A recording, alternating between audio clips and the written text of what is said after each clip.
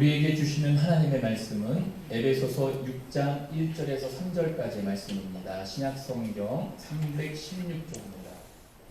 에베소서 6장 1절에서 3절 한 목소리로 함께 봉독하도록 하겠습니다. 에베소서 6장 1절에서 3절입니다.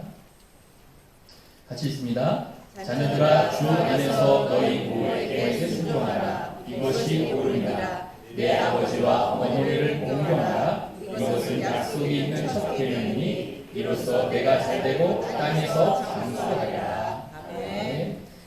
오늘 이제 교회력은 어버이 주일입니다. 근데 이제 15일 또 지난주 5월 8일 껴서 이렇게 좀 땡겨서 같이 이제 했고요. 자, 오늘 에베소서 6장 1절 3절 말씀을 6장 1절 3절 말씀을 통해서 부모님을 공경하라 라는 제목으로 이렇게 말씀을 나누도록 하겠습니다. 여러분들도 신문과 이런 방송 매체를 통해서 이렇게 많이 접해 보셨지만 효도를 해야 될 사람들이 효도를 잘 하지 못하는 것들을 이제 방송에서 이제 보게 됩니다. 물론 이제 부모님들이 일찍 돌아가셔서 이제 효도를 못하는 분들도 계시긴 하는데 그런데 부모님이 살아계심에도 불구하고 효도를 잘 하지 못하는 그런 분들이 참 많아요. 그래서 이제 그런데 이제 부모님들이 이제 효도를 못 받고 돌아가시면 그런 자녀들이 어떻게 보면은 장례식만큼은 진짜 거창하게 합니다. 네. 살아계셨을 때는 효도를 잘 하지 않았는데 돌아가셨는데 장례식만큼은 정말 삐까뻔쩍하게 해요. 여러분 관 하나에 600만 원, 800만 원짜리를 쓰고요. 여러분 그 수의, 황금 수의라는 게 있습니다. 들어보셨어요? 얼마인지 아세요? 2천만 원짜리 수의를 입히셔서 이렇게 장례를 치르는 그런 자녀들이 있습니다. 살아생전에 효도해서 좀 부모님 마음에 좀 이렇게 합한 어떤 그런 생활을 해야 되는데 이분들은 장례식으로 효도를 하려고 해요. 장례식으로. 그리고 제사를 엄청나게 정성을 들여서 합니다. 정말 아이러니합니다. 왜 그럴까? 살아계셨을 때 잘하지. 그런데 여러분 여기에는 사실 믿지 않는 사람들의 이야기인데 여기에는 좀 안 좋은 심리가 담겨져 있어요. 그게 뭐냐면은 이제 살아생전에 계셨을 때는 나에게 나이 드신 부모님, 병든 부모님이 나한테 뭘 해주는 게 없는 거예요. 그런데 이 부모님이 돌아가시면 귀신이 되면은 나에게 복을 줄 수 있다고 하는 그런 심리가 있는 거예요. 그래서 믿지 않는 사람들은 살아생전에 부모에게 잘 안 왔는데 돌아가시면은 그 귀신이 나에게 복을 준다고 하는 그런 것 때문에 그래서 장례식을 정말 거창하게 하고요. 제사를 엄청 정성 들였어요. 이거는 어떻게 보면 하나님의 복을 강도질하는 거지. 이거는 참 아이러니하고 씁쓸합니다. 요즘 젊은 사람들도 보면은 효라고 하는 개념이 별로 없어요. 그렇죠? 옛날만 못하는 게 요즘 세상입니다. 근데 이제 이것도 연구한 학자가 있어요. 왜 옛날에는 왜 그렇게 자녀들이 효를 했냐고 그러면 그 옛날에는 여러분 모든 지식과 모든 것들이 부모님으로부터 오는 거예요. 그러니까 예를 들어서 삶의 지혜라든가 뭐 기술의 습득이라든가 더 말하면 재산, 땅 이런 것들이 부모에게 오는 거예요. 심지어는 뭐가 같이 오냐면은 신분도 부모를 통해서 오는 거예요. 그래서 우리가 양반은 양반으로 오고 상인은 상인으로 오듯이 이 부모를 통해서 왔기 때문에 모든 것이 부모로부터 물려받았기 때문에 효도를 하지 않을 수가 없었다. 그래서 그 옛날에는 효도를 잘했습니다. 근데 요즘은 어때요? 부모는 부모고 내가 노력해서 자수성가 그러니까 내 노력으로 없기 때문에 쉽게 얘기해서 이런 어떤 심리가 있냐면은 부모에게 덕볼 게 없다 라고 해가지고 자기가 그냥 열심히 해서 효를 하지 않고 자기가 살아가는 사람들이 굉장히 많습니다. 그래서 어른들이 무슨 말을 하냐면은 어른들이 이런 얘기 하세요. 무슨 얘기 하냐면 나이가 들더라도 돈을 많이 가지고 있어야 효도를 받는다. 그래서 받기보다는 조금씩 주면서 자식들이 나를 효도하게 만들어야 된다. 이런 이야기를 하십니다. 씁쓸하지 않으세요? 굉장히 씁쓸합니다. 어쩌게 보면 이게 세속적인 개념이 들어가서 어떤 효라고 하는 게 퇴색이 됐어요. 그러니까 얼마나 효를 하지 않으면 그 재산을 갖고 나중에 조금씩 줘가지고 자녀들이 나한테 효도를 할 수 있게끔 한다고 하는 것들이 굉장히 어떻게 보면은 습득을 합니다. 그럼 복이라는 걸 한번 생각을 해보면, 여러분 복은 위로부터 오는 겁니다. 더 쉽게 얘기해서 복은 하나님이 주시는 거예요. 그래서 복은 쟁취하는 게 아닙니다. 여러분 복은 하나님께서 주어지는 거예요. 그런데 여러분 많은 사람들이 복의 근원이신 하나님이 말씀하신 그 내용대로 살지 않고 어떻게 해요? 자기가 그것을 누리려고 하다 보니까 이 효라고 하는 개념이 이 세속적인 것들이 덧입혀지면서 잘못되는 경향으로 가는 것을 볼 수가 있습니다. 그래서 오늘 하나님께서 오늘 말씀을 통해서 우리에게 복받는 길을 보여주셨어요. 특별히 뭐예요? 부모를 공경하고 또 특별히 십계명에서도 그 얘기를 합니다. 그래서 그 부모를 공경하라 이 얘기를 오늘 이 바울 사도와 또 특별히 우리가 출애굽기에 나오는 이 십계명을 통해서 우리에게 부모의 공경에 대해서 말씀을 해주시거든요. 자, 그래서 오늘 우리가 이 말씀을 한번 볼 텐데요. 영상을 하나 먼저 보고 말씀을 이어가도록 하겠습니다.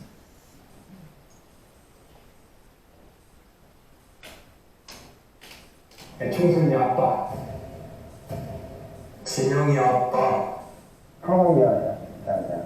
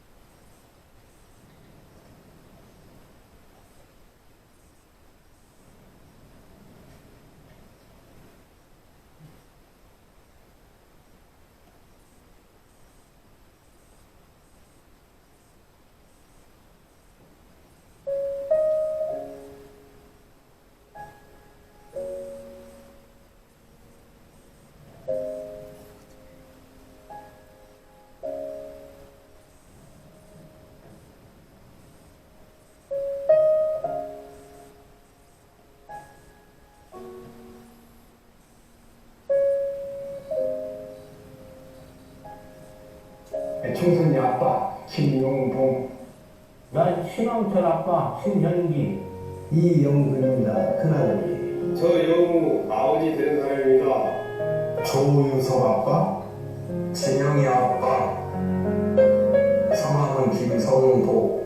생각나지고 그 아들 딸 만나서 아들 가려는데 이번에도 딸이 못할까 했는데 네 엄마 아빠 동생한테 신경쓰는 걸 넣고 부모로서 이렇게 무언가를 충분하게 해줘야 되는데 그런 것도 못 해주고 그래서 참 마음이 아픕니다. 아들이라는 것은 어느 누가 바꿀 수 없는 것이고 크게 뭐 도와주지도 못했고 했는데 그들이 알아서 잘 커가지고 계속 부족한 게 부모 마음 아닐까요? 죽는 순간까지. 제가 그런 마음으로 살고 있어요. 계속 부족한 거예요. 너무 어마어마했던 게 그게 좀 미안.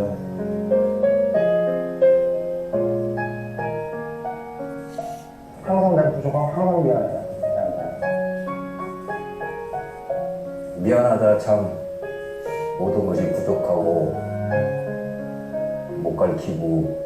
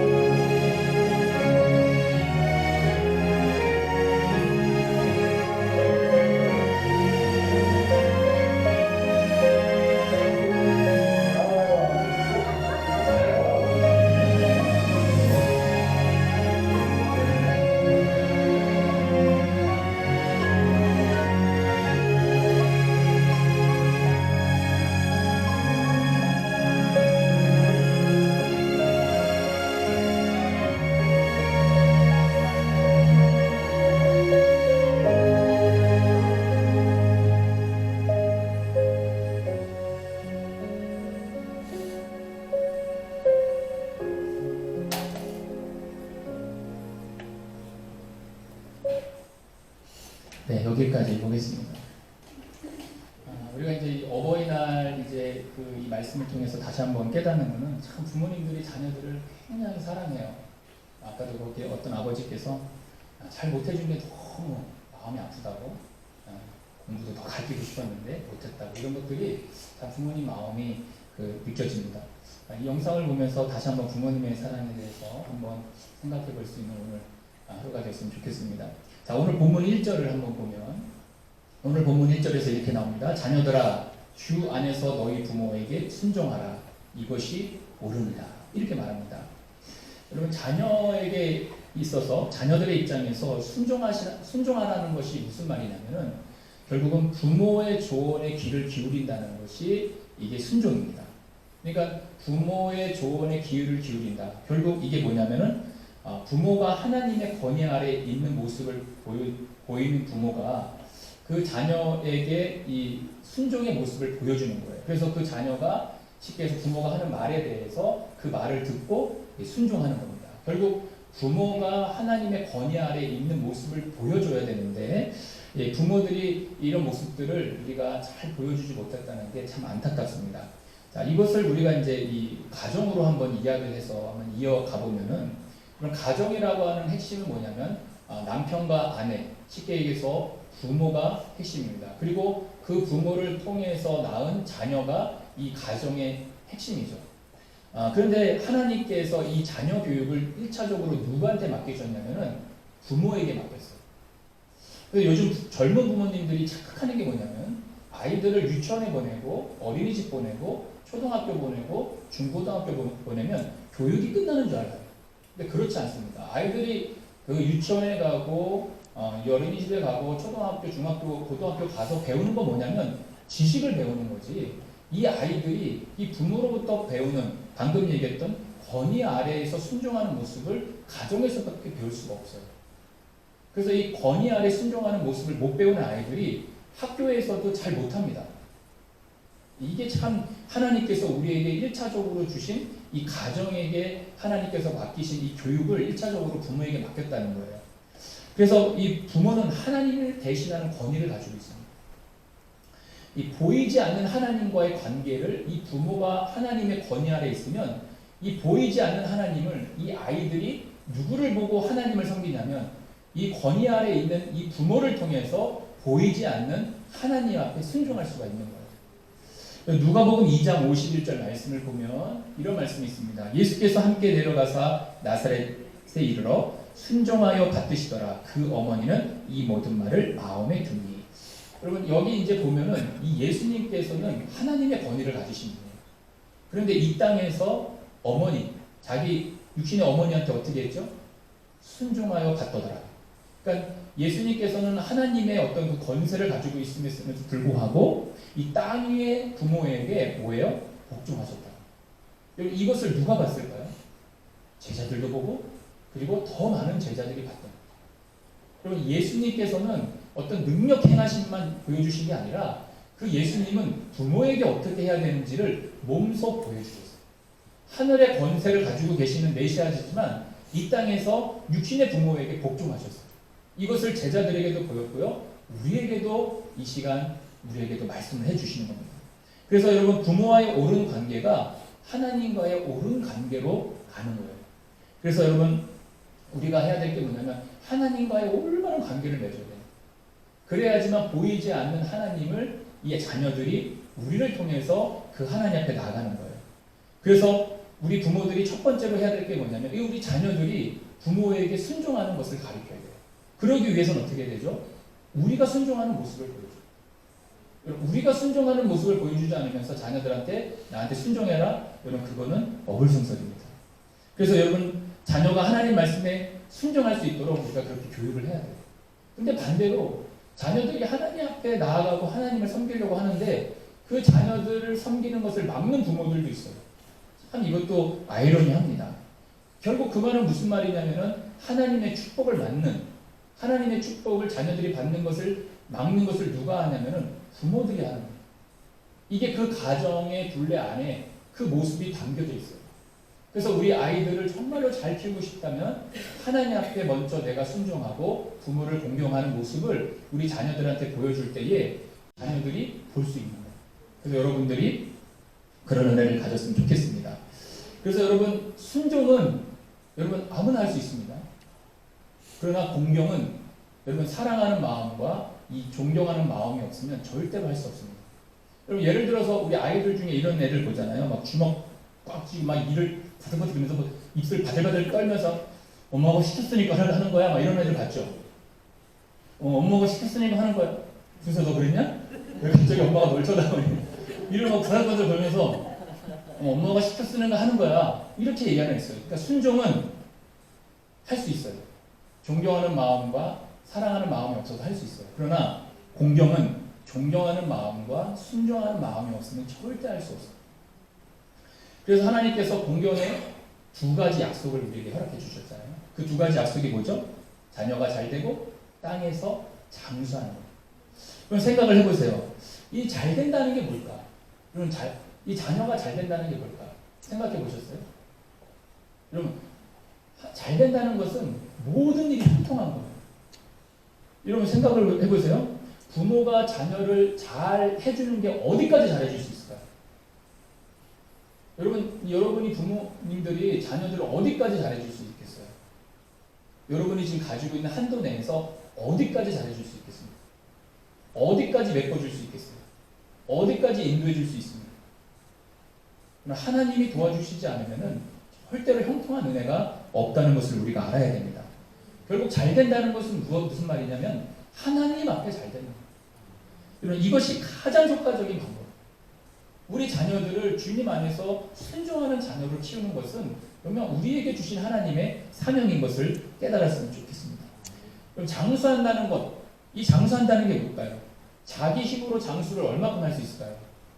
우리 방 권사님도 계시지만 우리 방 권사님 백수하세요? 할렐루야?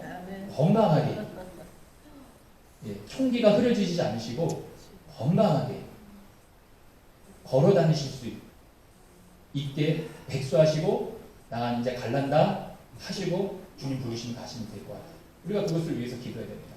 그럼 장수는 자기 힘으로 어디까지 할 수 있을까요? 여러분 내가 뭐 건강을 위해서 보약을 먹고 무슨 운동을 하고 약을 먹는다 했을 때 여러분 그렇게 해서 얼마큼 살 수 있을까요? 저는 여러분들이 110세까지 살기를 주님으로 축복합니다. 웃으시는 거 뭔죠? 쉽지 않은 일이라는 걸 알기 때문에 그래요. 우리 방범사님 나이 정도까지도 쉽지가 않습니다, 사실. 우리 인생이 70이요, 80인데 성경에 그렇게 나와 있잖아요. 근데 우리 권사님은 벌써 하나님이 복을 많이 주셔서 94세시잖아요. 그럼 이제 반년만 있으면 95세세요. 훌륭하십니다. 여러분 장수를 내가 보약을 먹고 내가 운동한다고 했지만 어디까지 내가 그걸 할 수 있어요? 결국은 뭐냐면 여러분 하나님이 우리에게 사건 사고를 여러분 막아주시지 않으면 장수할 수가 없습니다. 여러분 하나님이 지켜주셔야지만 그 질병으로부터 우리가 보호를 받는다. 그래서 여러분 이런 잘 되는 것과 장수는 하나님 앞에 있는 복입니다. 근데 그 하나님 앞에 있는 복을 하나님이 우리에게 뭐라고 말씀하시면 내 부모를 순종해라. 내 부모를 공경하라. 이것이 옳으니라. 라고 말씀하고 있는 거죠. 그럼 잠언 16장 9절 말씀 보면 이런 말씀이 있습니다. 사람이 마음으로 자기의 길을 계획할지라도 그 걸음을 인도하시는 이는 여호와십니다. 여러분 우리의 길을 인도하시는 분은 여호와십니다. 우리 하나님께서 우리를 인도해 주시지 않으면 우리는 어떤 앞날도 알 수가 없는 거예요. 그래서 하나님이 하시지 않으면 하나님이 인도하시지 않으면 그 복이 우리에게 없는 거예요. 그러니까 결국은 우리가 가정을 얘기했을 때 우리의 자녀들 어떻게 될까요? 하나님께 바뀌어야죠. 여러분 노력으로 될 것 같죠? 노력으로는 어느 정도 됩니다. 노력은 어느 정도 됩니다.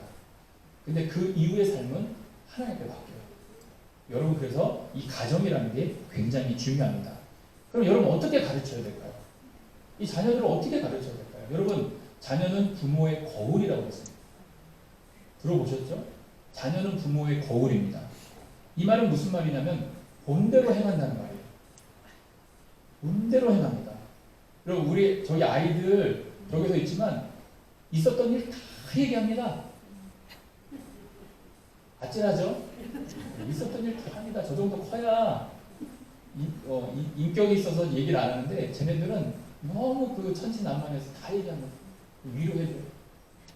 여러분 자녀들은 여러분 본대로 행해요. 그렇기 때문에 부모가 어떻게 되냐면 보여주기 위해서라도 여러분 순종하는 모습을 보여요. 누구에게?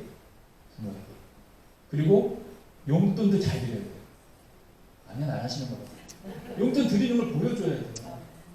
명절날만 드리지 마시고 꼭 드릴 때마다 애를 데리고 가세요. 그걸 보여주세요. 이렇게 하는 거라고. 그리고 공경하는 모습을 보여주셔야 돼요. 그래야지 그 아이들이 당연하게 여기고 동일하게 행동하는 거예요. 이건 훈련입니다. 연습이에요. 여러분 안 하고 안 보여주면서 순종하라는 말은 어불성설입니다. 여러분 보여줘야 돼요. 그래서 이것을 사도 바울이 뭐라고 하냐, 이것은 옳다고 얘기한 거예요. 저는 여러분들이 그것을 보여줬으면 좋겠어요. 교회에서도 마찬가지입니다. 교회에서도 아이들에게 믿음의 모습을 보여줘야 돼요. 예를 들어서 애들한테 이런 말 하는 거예요. 야, 예배 시간 늦으면 안 돼. 예배 시간 늦으면 안 돼. 그러면서 부모들이 늦어요. 이러면 어떻게 되는지 아세요? 아이들 마음 가운데 어떤 마음이 들냐면은 예배는 늦어도 되는가 보다. 예배는 중요하지 않은가 봐. 결국 그 아이가 어렸을 때는 부모의 권위 아래 있기 때문에 어쩔 수 없이 따라와요. 그런데 여러분 머리 크는 이런 말 하기 죄송합니다. 이런 말 안 하겠습니다. 저희 아내가 하지 말아요. 인격이 발동해요. 중학교 올라가요. 사춘기가 옵니다. 그래서 이 북한의 이 김정은이 제일 무서워하는 이 중학교 2학년이 딱 되면서부터 어떤 일이 벌어지냐면은 엄마 무시합니다. 그리고 그 모습에 콧방귀 끼는 거예요. 아니 뭐 엄마는 엄마도 맨날 늦으면서 엄마는 예배 아무것도 안 하면서 나보고만 가래. 이게 정착이 되면 그 아이가 크면 어떻게 되느냐? 결국 이 아이는 교회를 떠나요. 그리고 안티크리스찬. 굉장히 그런 게 많아요. 그게 왜 언제 이루어졌냐면 70년대, 80년대, 90년대 우리 부모님들이 그 산업화에 막 힘들다가 늘 일에 쫓겨서 아이들을 관리 못했을 때 그냥 교회에다만 맡기면 되겠지 했는데 그 교육은 아니에요. 1차적인 것은 부모가 교육하는 거예요. 그래서 여러분 우리가 이 부모로서 이 가정에서 하나님이 주신 이 말씀을 여러분이 아이들에게 잘 가르쳤을 때에 이 아이가 이 부모에게 순종하는 자녀가 되는 것입니다. 여러분들이 그런 은혜를 가지고 우리 아이들을 가르쳤으면 좋겠습니다. 네. 자, 오늘 2절 말씀을 보면은 2절에 이렇게 나옵니다. 내 아버지와 어머니를 공경하라. 이것은 약속이 있는 첫 계명이다. 자, 이 첫 계명이다라고 했을 때 우리가 10계명에 보면은 1에서 4계명은 하나님과 우리의 관계인데 5계명부터 첫 계명이 뭐냐면은 오늘 본문에 나오는 내 부모를 공경하라. 이게 5계명에 나옵니다. 그렇게 첫 계명이라고도 얘기하고 가장 중요하기 때문에 이 계명이라고 첫 계명을 쓴다는 학자들의 말들이 있습니다. 근데 이 본문을 어디서 띄워왔냐? 이 본문을 어디서 가져왔냐? 출애굽기 2장 12절 말씀 한번 읽어보겠습니다. 같이 있습니다. 시작. 내 부모를 공경하라. 그리하면 내 하나님 여호와가 내게 준 땅에서 내 생명이 길리라. 이게 10계명, 출애굽기 20장 이 10계명이 나오는 그 말씀장이에요. 거기에 20장 12절이 5계명을 소개하는 내용이고요. 그리고 신명기 5장 16절 말씀 같이 있습니다. 시작. 나는 내 하나님 여호와께서 명령한 대로 내 부모를 공경하라. 그리하면 내 하나님 여호와가 내게 준 땅에서 내 생명이 길고 복을 누리리라. 아멘. 출애굽기와 신명기 말씀을 인용해서 사도 바울이 오늘 에베소서 6장에서 이 말씀을 하고 있는 겁니다. 그럼 주일학교에서 이런 일이 있었어요. 10계명을 외워서 이렇게 이렇게 퀴즈를 내서 이렇게 시험을 보는 그런 게 있었는데 어떤 저학년 아이가 10계명을 쓰다가 이 5계명에서 뭐라고 썼냐면은 부모님을 공격하라. 이렇게 썼다는 거예요. 여러분 이 공경이라는 말이 좀 어렵긴 해요. 그죠? 그래서 이 아이가 부모님을 공격하라. 그리고 요즘에 우리 아이가 달라졌어요 보면은 그렇게 엄마를 공격하는 애들이 많아요. 그럼 그거는 사실 그 내용을 보면은 첫 번째 문제가 누구죠? 부모님 문제가 제일 큽니다. 그러니까 앞서서 얘기했던 이 가정이라고 하는 게 얼마나 중요한지를 여러분 다시 한번 깨달아야 돼요. 그래서 거기서부터 교육이 들어가야 됩니다. 그래서 여러분 내 부모를 공경하라라고 하는 이 출애굽기에 나오는 5계명, 10계명 중에 5계명 이것을 더 크게 얘기하면 효라는 얘기인데 이 효라는 얘기가 사실은 우리에게 참 부담이 되긴 합니다. 솔직히. 어렵죠? 저 같은 경우가 벌써 문제합니다. 왜냐면은 전화만 했지 1년에 2번뿐이 못 가요. 주여. 아무도 아멘도 안 해주시고 그렇구나. 못 가는 거예요. 잘. 뭐 예배를 빼먹을 수 없으니까 딱히 막 시간 내기가 많지 않으니까 큰 이제 그런 날만 이제 가게 되니까 여러분들은 그렇게 하지 않으셨으면 좋겠습니다. 아멘도 말 하나씩. 여러분 왜 그러면 이 5계명에 사실은 이 효라고 하는 이 주제를 왜 넣었을까요? 이 에베소서도 마찬가지지만 출애굽기, 신명기에서도 저 말을 한다는 것은 무슨 얘기냐면 결국은 그 당시에도 이 효라고 하는 이 부모님의 공경하는 문제가 너무 문제가 컸기 때문에 이것이 제5계명에 들어갑니다. 그 당시에도 이것이 정말 심각했다라고 하는 것을 반증해주는 말씀이 이 5계명과 신명기의 말씀입니다. 어떤 청년이 이런 얘기를 하더라고요. 어떤 청년은 그냥 글이 저일 수도 있고요. 그 청년일 수도 있습니다. 근데 그 청년이 이렇게 얘기하더라고요. 우리 아버지는 평생 돈을 벌어온 적 아니고 저희 아버지는 돈을 벌어오셨는데 평생 돈도 벌어온 적도 없고 매일 술 먹고 술만 먹으면 짐승이 돼가지고 가족한테 폭언하고 폭행하고 막 눈앞에서 엄마를 때리는 모습을 견디지 못해서 사고 칠 뻔했던 일들이 너무 많다는 거예요. 그래서 그 청년이 하는 얘기예요. 그럼 이런 아버지도 섬겨야 됩니까?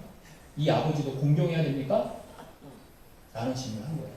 그럼 어떻게 생각하세요? 공경해야 될까요? 안 해야 될까요? 여러분 지금 이 청년의 이 부모님들은 사실은 좀 어떻게 보면 현실적으로는 분리하는 게 맞아요. 분리해야 돼요. 왜냐하면 큰일 납니다. 술 먹고 무슨 일이 벌어질지 몰라요. 저희 어머니가 이렇게 분리해서 사셨어요. 잠깐. 저희 아픔이긴 한데. 근데 중요한 건 뭐냐면은 여러분 하나님께서 뭐라고 말씀하시냐? 하나님은 공경하라고 말씀하세요. 왜 그러냐면 여러분 부모를 공경해야 되는 이유가 뭐냐면은 여러분 부모의 인격 때문에 그런 게 아니에요. 여러분 이 부모가 그 역할과 지위와 자리 때문에 그래요. 그게 뭐냐면은 하나님께서 하나님을 대신해서 나에게 생명을 주신 분이 누구냐면 부모예요. 그러니까 하나님과 나의 중간에 매개체가 누구냐면 부모예요. 그렇기 때문에 그 부모를 공경하라고 말하고 있는 거예요. 그래서 하나님은 부모를 공경하라고 말씀을 하고 있는 겁니다. 여러분 성경 전체를 보면은 경외한다는 말이 있잖아요. 이 경외를 누구한테만 쓸까요? 하나님한테만 써요. 그런데 예외적으로 이 경외한다는 말을 다른 경우에 쓴 경우가 있습니다. 레위기 19장 3절 말씀 한번 읽어보겠습니다. 시작. 너희 각 사람은 부모를 경외하고 나의 안식일을 지키라. 나는 너희의 하나님 여호와이다. 자 보십시오. 하나님을 경외한다고 하는 그 내용이 아니라 부모에게 경외하라는 말을 해요. 결국 이 말은 뭐냐면 이 레위기를 통해서 부모는 하나님의 대리자다라는 것을 우리에게 말씀해 주고 계시는 거예요. 그러니까 우리가 경외해야 할 대상이 하나님도 계시고 우리가 부모를 경외해야 됩니다. 그래서 오늘 본문 6장 1절에서 뭐라고 말하죠? 같이 있습니다. 시작. 자녀들아 주 안에서 너희 부모에게 순종하라. 이것이 옳다라고 말합니다. 여러분 사도 바울이 부모에게 순종하는 게 옳다라고 얘기했습니다. 여기 보면은 옳다의 반대말이 뭘까요? 국어사전에서 그냥 여러분이 생각하실 때 옳다의 반대말은 그르다. 그르다로 쓸 수 있잖아요. 그런데 에베소서에서는 저 옳다라는 말을 그르다로 쓰지 않았어요. 그러니까 반대말로 쓰지 않고 뭐라고 쓰냐면 오르다를 더 적합하게 표현하는 게 뭐냐면은 본성이니라. 이 본성이 뭐냐면은 하나님의 형상을 가진 자로서 그 본성에 부모를 공경하고 경외하다는 것이 그 하나님의 형상에 담겨져 있다는 거예요. 그러니까 결국 세상 사람들은 이것을 하늘 천자를 써서 뭐라고 말하죠? 천륜이라고 얘기해요. 근데 우리는 뭐예요? 하나님께서 우리에게 뭐라고 주신 거예요? 본성이라고 얘기하는 거예요. 그러니까 우리가 그것을 또 양심이라고 얘기하는 거예요. 그러니까 우리 본성으로는 부모를 공경하는 게 많아요. 그런데 요즘 시대가 어떻습니까, 여러분? 요즘 시대가 이 본성마저도 깨져가지고 이 부모를 어떻게 해요? 불순종하는 것뿐만이 아니라 부모를 죽여요. 그러니까 세상 사람들은 천륜을 어겼다고 그러는데 결국은 우리가 그것을 영적으로 보면 뭐예요? 하나님의 형상인 본성을 잊어버린 거예요. 그러니까 이 세상에 지금 돌아가는 이런 문제들을 해결할 수 있는 방법은 법으로 해결할 수 있는 게 아니에요, 절대. 하나님의 말씀으로 이 세상을 바로 잡을 때에 이 세상이 하나님의 형상으로 그 본성으로 온전해지는 거예요. 그렇기 때문에 이 교회 교육이 굉장히 중요한 거예요. 저 아이들의 저 교육이 굉장히 중요한 거예요. 그리고 여러분들도 이 말씀이 우리 안에 있을 때에 이것이 굉장히 중요한 겁니다. 그래서 오늘 아까 저 말씀에 내 부모를 공경하라, 아버지와 어머니를 공경하라 했을 때 이 공경이라고 하는 단어를 히브리어로 뭐라고 말하냐면 카베드라고 얘기해요.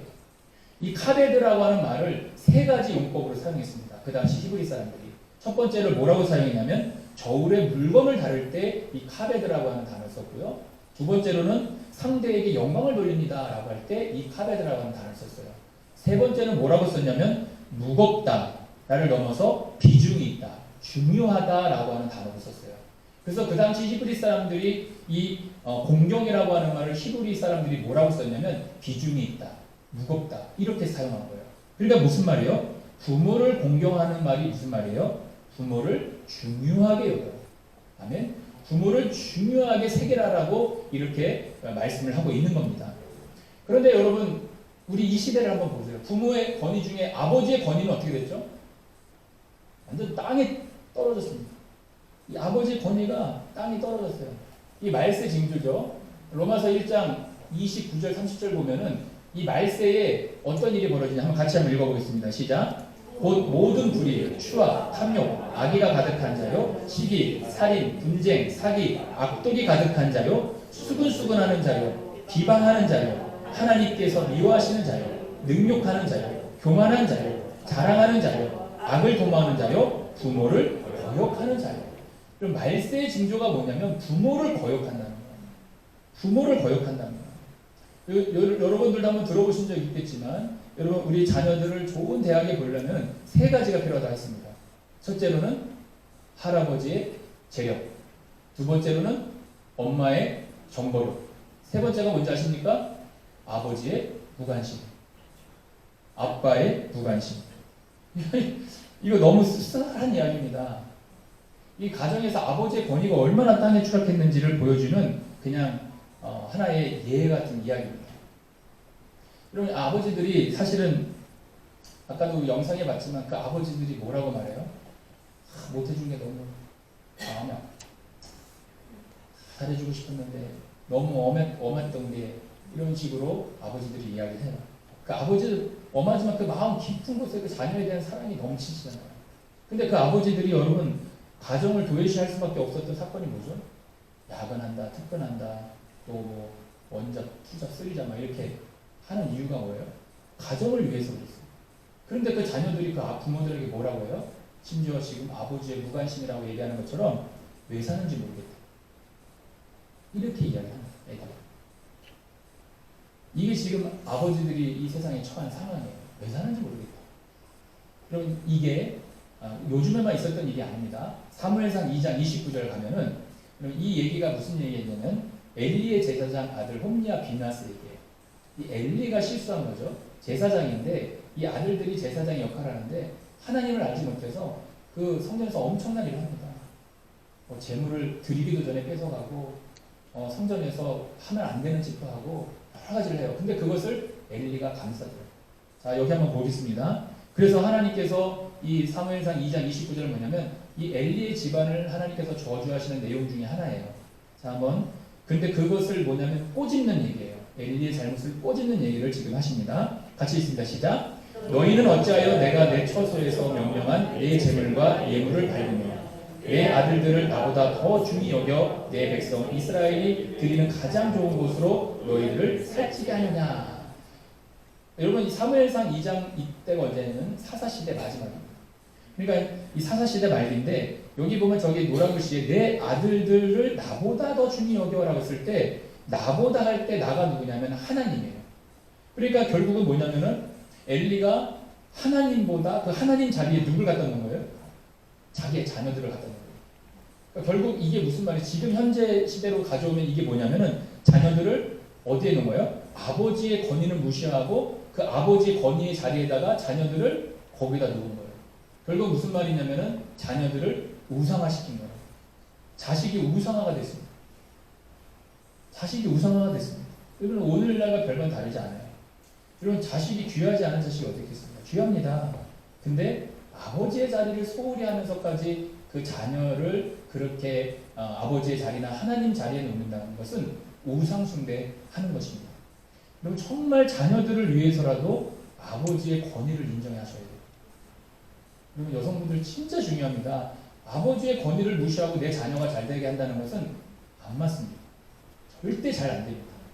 여러분 애들의 교육이 아버지도 하지만 어머니의 교육이 굉장히 중요합니다. 여러분 집에서 아버지가 좀 그래도 그 아버지를 높여줘야 돼요. 여러분 이런 분들 있잖아요. 야, 막 밥을 먹으려고 그러면은 이 어머니들이 애들 배고프다고 애들부터 먹여버리는 거예요. 그럼 왔는데 아빠는 보니까 먹을 게 없어. 그럼 아이씨 애들보다 못해. 엄마들이 이런 말을 해요. 아빠들한테. 어른이 돼가지고 애보다도 못났어. 이렇게 얘기해요. 애 배고픈데 여러분 그러면 나중에 부모를 섬기지 않습니다. 절대 섬기지 않습니다. 작은 차이가 나중에 큰 차이를 만드는 거예요. 부모의 공경의 그것은 이 엄마들이 하는 거예요. 그래서 여러분 이 아버지들이 뭐 돈을 많이 벌여오든 많이 벌지 못하든 뭐 못났든 잘났든 여러분 아버지의 위치를 집안에서 소중히 여기셔야 돼요. 그래서 여러분 이런 거 제발 하지 마세요. 이제 이런 거 있어요. 아빠 나 이거 사주세요 그러고 애가 다시 엄마한테 가서 엄마 이거 해도 돼? 이런 경우도 있어요. 그러니까 아빠한테 가서 얘기해놓고는 다시 엄마한테 가서 허락받는 이런 가정들이 있습니다. 엄마가 모든 주도권. 그래서 여러분 잘 아시다시피 집에서 서열순으로 매길 때 엄마가 1, 서열 2위 애들, 그 다음에 서열 4위가 개, 그 다음에 5위가 아빠. 이 개만도 못하는 게 아빠예요. 그래가지고 이 아버지들이 이 집에 갈 때 가면 아무도 안 나오잖아요. 개만 나와, 개만. 날 반겨주는 건 개뿐이 없으니까 뭘 사가지고 가냐면 개간식을 사가는 거예요. 이게 얼마나 슬픈 일인지 모릅니다. 그 개는요, 새벽에 내가 나갈 때도 나와서 꼬리 흔들어주고요. 내가 들어올 때도, 퇴근하고 들어올 때도 꼬리 흔들어주게 해요. 근데 아내도 자고 있고, 자녀들도 다 자고 있고, 문에 나오지도 않고. 여러분, 이렇게 되면은 이 교육은 망쳐지는 겁니다. 그래서 여러분, 공경이라고 하는 말을 다시 헬라어로 말하는 게 뭐냐면, 헬라어로는 카바드라고 하는 말을 썼어요. 카바드. 근데 이 카바드라는 말이 반대말이 칼라이예요. 근데 이 칼라이라는 게 뭐냐면 가볍게 여기다 라는 쓰지만 저 성경에서 6장 1절에서 쓰고 있는 저 오른이다 식에서 공경이라는 말을 가볍다고 해석하지 않고 뭐라고 말했냐면은 헬라어로는 저주와 경멸이라는 말을 썼어요. 그게 뭐예요? 공경하지 않는 것은 무슨 말이에요? 저주하고 경멸한다는 거예요. 그러니까 결국 여러분 부모를 공경하지 않는 행위가 뭐냐? 부모를 공경하지 않는 행위가 부모를 저주하고 경멸하는 행위예요. 우리는 그것들을 마음에 담지 않고 그냥 편하게 생각하고 그냥 지나갑니다. 그런데 그것의 차이가 나중에 크게 온다는 것을 우리가 지금부터 경각심을 가지고 이 아이들을 순종하는 자녀로 하나님을 공경하는 자녀로 부모를 공경하는 자녀로 키워야 될 줄 믿습니다. 이 저주와 경멸이라고 했을 때 사실은 이 구약에서 이 아브라함과 롯과의 사건에서 그 사건이 하나 보여주는 게 있어요. 여러분 하나님께서 아브라함에게 무슨 메시지를 주냐면 소돔과 고모라가 이제 불심판을 받을 거다라는 메시지를 줘요. 그래서 아브라함이 급한 마음에 롯에게 가서 얘기합니다. 야, 조카 로사, 이제 하나님이 이 소돔과 고모라를 불심판한다고 했으니까 너희들 빨리 나왔으면 좋겠다 했을 때 이 롯이 그 말을 듣고 자기 딸들과 사리한테 갔어요. 그래서 그 얘기를 했습니다. 그러니까 이 자녀들이 어떻게 하죠? 웃어요. 그 말을 듣지 않아요. 결국 그 말이 무슨 말이냐면은 그 부모를 저주하고 경멸하는 거예요. 이런 자녀들이 구약뿐만 아니라 지금도 이 아버지의 말에 대해서는 콧방귀도 안 낍니다. 되게 엄마한테 가서 허락받을 거예요. 아버지가 돈 벌어서 엄마 줬는데 엄마는 그거 가지고 권력을 누리죠. 여러분 이런 말 하고 싶진 않습니다. 여러분 이런 말 하고 나도 일하는데 아닙니다. 아버지의 권위를 진짜 잘 세워주셔야 돼요. 그래야지만 보이지 않는 하나님을 섬길 수 있는 놀라운 은혜가 그 가정에서 나타나는 거예요. 그것이 지혜로운 여성들의 할 일입니다. 여러분 하나님을 믿는 우리 여성분들이 우리 아내들이 그것을 할 때에 이 가정이 정말 축복된 가정이 되는 거예요. 그럼 골로새서 3장 20절 보면은 다시 읽어보겠습니다. 시작. 자녀들아 모든 일에 부모에게 순종하라. 이는 주 안에서 기쁘게 하는 것입니다. 자, 골로새서 20장에서 사도 바울이 여기서도 부모에게 순종하라고 하는 말을 하는데 모든 일이라는 말을 더 첨가했어요. 모든 일. 근데 왜 그랬을까 했을 때 이 골로새라고 하는 도시가 이 항구 도시인데 이 국제적으로 굉장히 물류가 많이 돌고 무역 도시였어요. 그러다 보니까 국제 결혼이 굉장히 많았던 거예요. 그러다 보니까 이 가정이라고 하는 게 좀 약했어요. 그러다 보니까 혈연적인 게 연약하다 보니까 이 부모에 대한 이 공경심들이 굉장히 떨어졌던 거예요. 그래서 사도 바울이 거기다 하나 더 첨가한 게 뭐냐면 모든 일에라고 하는 말을 더 결국은 저 당시에 아브라함 때부터 또 저 골로새서 신약의 그 초대 교회 그 안에도 저런 효에 대한 문제들이 엄청나게 많았던 거예요. 부모를 공경하지 않고 저주하고 경멸하는 모습들이 굉장히 많았기 때문에 사회적인 심각한 문제였기 때문에 사도 바울이 모든 일이라고 하는 말을 저기서 한 번 더 얘기하는 겁니다. 자, 그런데 여러분 우리 오늘 출애굽기도 마찬가지고 신명기도 마찬가지고 이 안에는 사실은 여러분 구원의 하나님의 놀라운 그림이 그 안에 그려져 있어요. 예, 이게 무슨 말이냐면 누가복음 여러분 15장 이하에 보면은 무슨 비유가 나오냐면 탕자의 비유가 나와요. 우리가 잘 아시다시피 탕자가 아버지한테 뭐라고 얘기하죠? 빨리 유산을 좀 내놓으라고 유산을 달라고 합니다. 그래서 그 유산을 가지고 어떻게 해요? 그 유산을 또 아버지가 줘요. 그래서 그 유산을 가지고 더 먼 나라에 가가지고 허랑방탕한 생활을 합니다. 근데 중요한 건 뭐냐면은 여러분 신명기 21장 이하에 가면은 아버지에게 패역한 일을 한 자녀들은 그 마을 공동체가 돌로 쳐서 죽이는 그런 제도가 있었어요. 아버지에게 패역한 일. 근데 이 탕자가 한 일이 뭐냐면 아직도 살아있는 아버지에게 유산을 달라고 한 것은 아주 패역한 일입니다. 그런데 이 아들이 달라고 했을 때 아버지가 그 돈을 주고 그 탕자가 먼 나라에 가서 허랑방탕한 생활을 해요. 근데 얼마 지나지 않아서 그 돈을 다 씁니다. 그리고 자기가 먹을 게 없어가지고 배가 고파요. 돼지를 치는 데 가가지고 그 일을 도우면서 쥐염년을 먹는데도 불구하고 그 열매가 없어가지고 배를 골고 있을 때 아버지의 집으로 가고 싶은 마음이 든 거예요. 근데 그 아버지는 어떻게 계셨죠? 늘 동부 밖에 나와가지고 이 아들이 언제 오나 이제 오나 저제 오나 늘 저 먼 곳을 바라보면서 그 아버지가 나가 계셨어요. 근데 어느 날 그 아들이 오고 탕자가 오는 거예요. 그래서 이 탕자의 아버지가 막 달려가서 그 탕자를 탁 안았어요. 여러분 그 탕자를 아는 게 부성애 때문에 안았을까요? 거기에는 뭐가 담겨져 있을까요? 왜냐하면 만약에 마을 사람들이 눈에 띄면 어떻게 했을까요? 돌로 쳐서 죽여줍니다. 그러니까 이 아버지는 안 돼! 하고 뛰어가서 품은 거예요. 결국 거기에는 여러분 그 하나님의 불쌍한 마음 그리고 거기에는 그 용서가 포함되어 있다는 것을 이 탕자의 비유를 통해서 우리에게 말씀해 주고 있습니다. 여러분 부모는 그래요. 부모는 그래요. 부모님은 계속 기다려요. 하나님도 우리를 계속 기다리세요. 돌아오면 안아주시는 게 우리 하나님이세요. 여러분 혹여나 부모님과 불화하다. 부모님과의 관계가 조금 소원하다.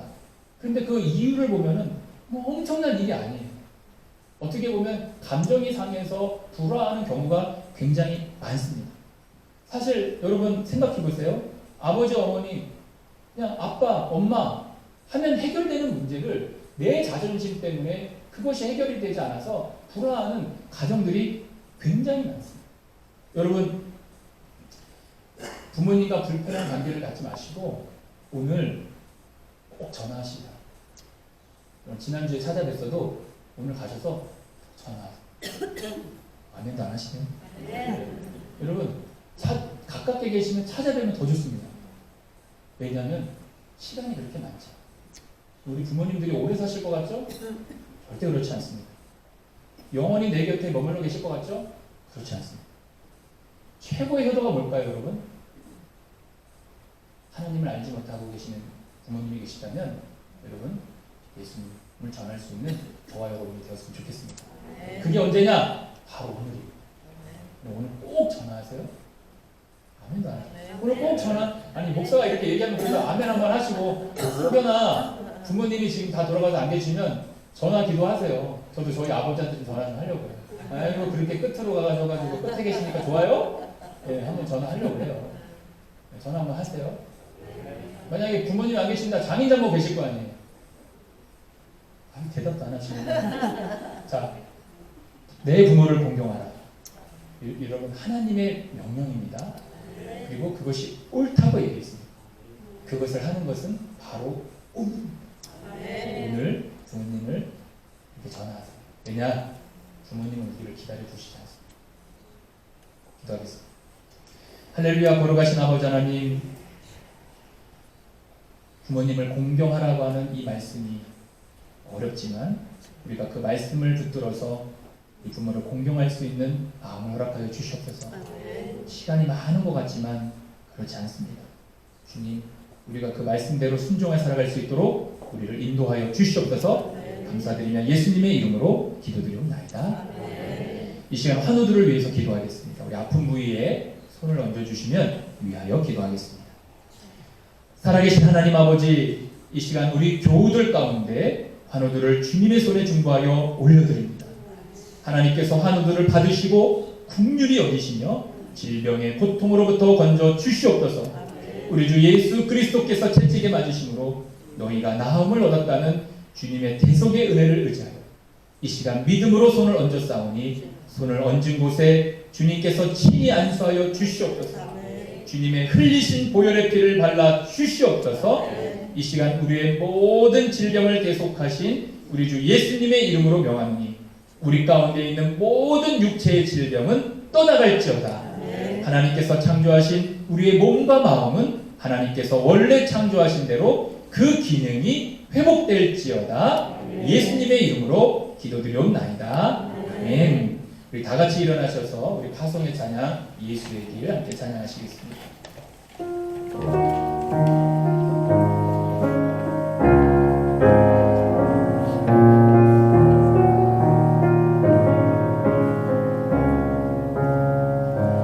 안개 속에서 주님을 보내 아무도 없을 것 같던 그곳에서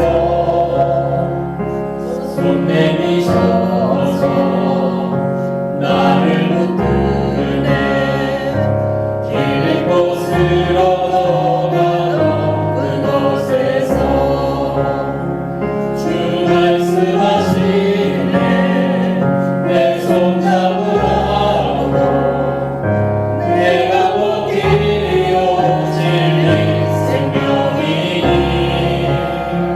나 그 길을 못해 주 예비하시고